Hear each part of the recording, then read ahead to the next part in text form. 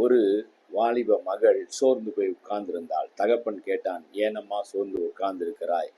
நான் கருப்பாக இருக்கிறேன், நான் அவ்வளவு கவர்ச்சிகரமாக இல்லை, நிறம் இல்லை, எனக்கு அழகு இல்லை, புற அழகு எனக்கு இல்லை, மற்றவர்கள் என்னை காட்டிலும் நல்ல நிறத்தில் இருக்கிறார்கள், அழகாக இருக்கிறார்கள். ஆகவே என்னால் அவர்களைப் போல உடனடியாக வாழ்க்கையில முன்னேற முடியுமா?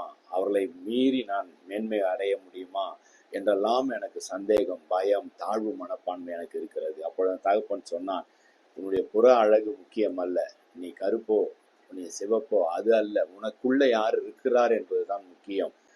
இவளுக்கு புரியவில்லை, விளங்கவில்லை. தகப்பன் கடைக்கு சென்று 4-5 நிறங்களில பலூன்களை வாங்கி வந்து பச்சை நிறம், மஞ்சள் நிறம், சிவப்பு நிறம் என்று ஒவ்வொன்றாக ஊத சொன்னான். ஊதி அந்த பலூன்கள் எல்லாம் பெரிதானது. இறுதியாக ஒரு கருப்பு நிற பலூனையும் ஊத சொன்னான். இது கருப்பாக இருக்கிறது, இந்த பலூனை யாராவது விரும்புவார்களா? இல்லை என்று சொன்னாள். ஆனால் ஒவ்வொன்றாக பறக்க விட்டான்.